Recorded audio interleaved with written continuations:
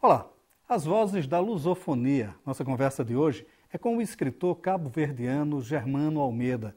Em sua literatura, ele alia a narrativa fantástica ao humor, ao picaresco.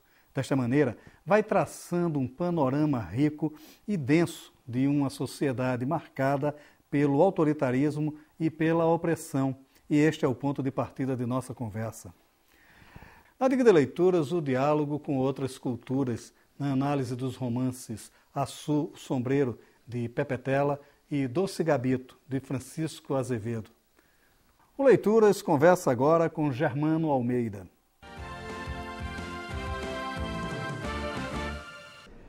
Germano, vamos começar essa nossa conversa exatamente por um tema que eu acho que é inquietante, que é a integração entre as literaturas dos países da lusofonia, né, os países de língua portuguesa.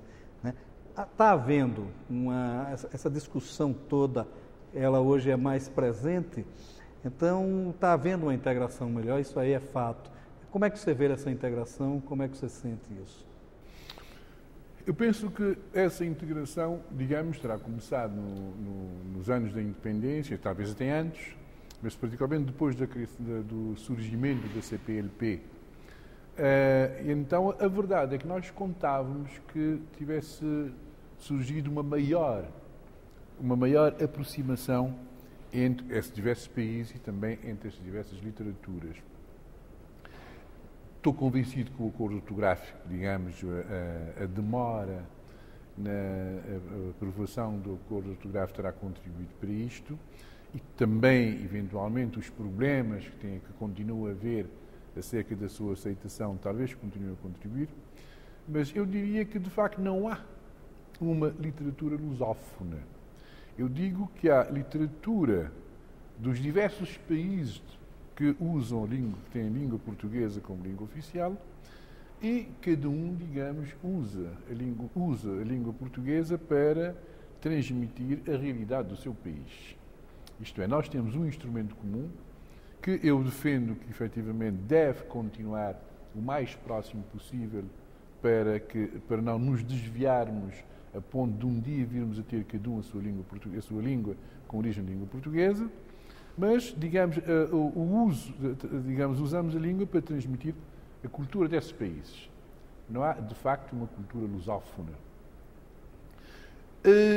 Após isto, é muito importante que nos conhecermos uns aos outros e a literatura é um excelente instrumento. Por exemplo, o meu livro, O Testamento do Sr. Nepomuceno, foi publicado no Brasil em 96, acho eu. Teve uma aceitação muito diminuta a nível de venda no público e, não obstante ter tido uma boa aceitação a nível da imprensa. Creio que isto fica a dever-se ao facto de, no Brasil, nessa altura, praticamente, o Cabo Verde ser um país desconhecido. Nos últimos anos, começamos a ser outra vez mais conhecidos, retomando, aliás, uma tradição antiquíssima, porque, quando da independência do Brasil, as relações entre Cabo Verde e Brasil eram apertadíssimas, eram fortíssimas. Cabo Verde, digamos, importava imensas coisas do Brasil, porque todos os barcos que iam ou vinham da Europa para o Brasil passavam por Cabo Verde.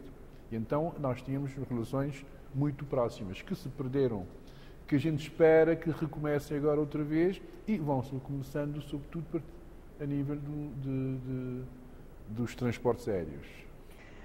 Essa repercussão que houve de seu livro aqui, houve uma boa aceitação crítica, né? Quer dizer, de certa forma surpreendeu. Como é que você viu essa... Vamos ver. O Testamento é um livro bem-humorado. Aliás, quebrando de alguma forma a tradição existente em Cabo Verde até essa altura. Foi a partir do Testamento que começou-se a escrever, digamos, a introduzir o humor na literatura. A mim o que surpreendeu-me mais o livro não se ter vendido. Porque com as críticas favoráveis que houve, para mim seria normal haver uma maior venda do livro, o que de facto não aconteceu. Mas há um aspecto interessante no livro, eu li na época do lançamento, já há algum tempo, mas eu lembro que há uma certa forma ibérica quase do humor, porque a partir do momento que há uma contradição entre o formalismo e o popular, à medida que se brinca isso, lembra aquele tipo de humor picaresco da literatura ibérica, do Dom Quixote, da Celestina, desses clássicos. Quer dizer, como é que você construiu essa obra? Houve uma intenção nesse sentido? Isso nasce de uma maneira natural? Como é que foi a confecção desse livro? Eu estou convencido do seguinte. Eu sou um homem realmente bem-humorado, portanto, dificilmente eu escreveria um livro que não fosse bem-humorado. Mas, por outro lado, esta não é a característica importante, o material que eu usei, portanto, o material, neste caso particular, as gentes de São Vicente, são gentes particularmente bem-humoradas. O cabo-verdiano é um povo muito bem-humorado, é um povo que é capaz de brincar com a sua desgraça com a maior tranquilidade. E gente de São Vicente, mais ainda. Portanto, São Vicente brinca com tudo. E escrevendo sobre a realidade de São Vicente, qualquer outra forma de escrever seria, de facto, como é que é dizer, contrariar a realidade. Portanto, não se pode escrever sobre São Vicente sem uma forte carga de humor. E, claro que eu penso que um escritor que não tem humor é capaz de conseguir não escrever, mas não está a traduzir a realidade. Há um aspecto interessante. Bom, partindo de um verso conhecidíssimo do Vinícius de Moraes, que ele diz a um determinado momento: venho de 3 raças muito tristes, né? Eis porque viver tanto me dói.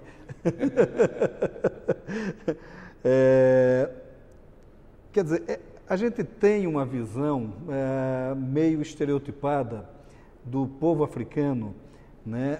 Exatamente por conta dessa vivência que a gente teve com a escravidão. Então sempre se estereotipou esse povo como um povo tenso e resguardado na sua... O seu livro quebra isso exatamente por conta deste componente de humor que nos é revelado, que a gente pouco sabia de Cabo Verde, né?